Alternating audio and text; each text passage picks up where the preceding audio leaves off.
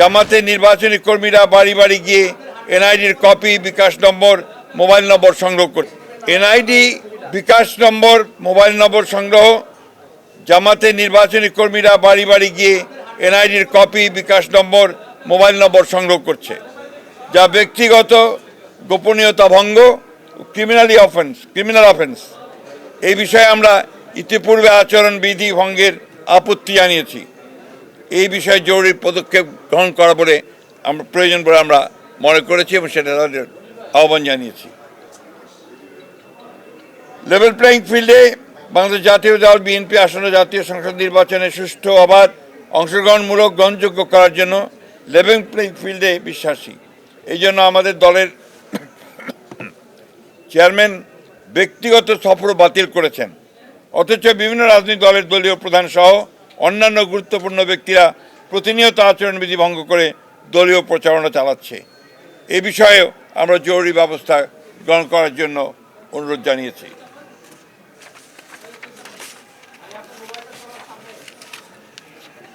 আরেকটি বিষয় যেটা আমরা অত্যন্ত গুরুত্বপূর্ণ মনে করেছি, ঢাকা মহানগরী এলাকার বিভিন্ন নির্বাচনী এলাকায় একটি রাজনৈতিক দল তাদের মনোনীত সমর্থিত প্রার্থীদের নির্বাচনে বিজয়ী করার অনৈতিক কূটকৌশল অবলম্বন করে ব্যাপক হারে দেশের ভিন্ন ভিন্ন এলাকা হতে ভোটার এলাকা পরিবর্তনপূর্বক ঢাকা মহানগর এলাকার ভোটার হিসাবে অন্তর্ভুক্ত হয়েছে।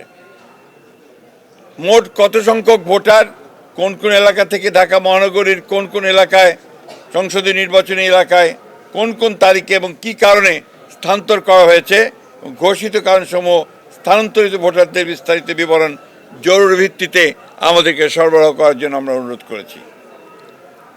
বিভিন্ন নির্বাচনী এলাকার রিটার্নিং অফিসার, সহকারী রিটার্নিং অফিসার, পুলিশ সুপার, থানার ভারপ্রাপ্ত কর্মকর্তা সহ অন্যান্য কর্মকর্তাবৃন্দ একটি দলের পক্ষে কিছু ন্যাক্কারজনকভাবে কাজ করছে বলে আমরা অভিযোগ পেয়েছি। সেই বিষয়গুলো আমরা তাদের গোচরীভূত করেছি। সুষ্ঠু, অবাধ ও গ্রহণযোগ্য নির্বাচনের স্বার্থে তদন্ত গ্রহণপূর্বক তাদেরকে প্রত্যাহার করার জন্য আমরা অনুরোধ জানিয়েছি। দরকার নেই। নির্বাচন কমিশনের কতিপয় সিনিয়র কর্মকর্তা সহ কয়েকজনের বিরুদ্ধে আমরা অভিযোগ পেয়েছি যে তারা কোনো একটি নির্দিষ্ট দলের পক্ষে কাজ করছেন। আমরা সে বিষয়ে ব্যবস্থা গ্রহণ করার জন্য তাদেরকে অনুরোধ করেছি। এই ছিল আমাদের আজকে তাদের সঙ্গে কথা বলা।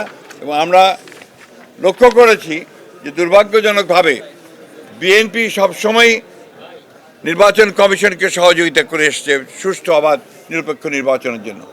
দুর্ভাগ্যজনকভাবে কতগুলো বিষয় আমরা লক্ষ্য করছি যে পক্ষপাতমূলক ব্যবস্থা গ্রহণ করা হচ্ছে এবং সেই ক্ষেত্রে কিছুটা বায়াস একটা অ্যাটিটিউড আমরা লক্ষ্য করছি। আমরা সেটাকে পরিত্যাগ করে সম্পূর্ণ নিরপেক্ষভাবে কাজ করার জন্য তাদেরকে অনুরোধ জানিয়েছি। Thank you. আমরা সবসময় মনে করেছি যে এই কমিশন দ্বারা সুষ্ঠু নির্বাচন সম্ভব যদি ছোট ছোট সমস্যাগুলোকে সমাধান করা যায় এবং আমরা যে বিষয়গুলো তাদের সামনে এনেছি তারা সেগুলো সমাধান করতে পারেন। আমরা মনে করেছি লেভেল প্লেয়িং ফিল্ডের চেষ্টা তাদের আছে, ছোটোখাটো কিছু ত্রুটি আছে, সেগুলো তারা ঠিক করে নিতে পারবেন।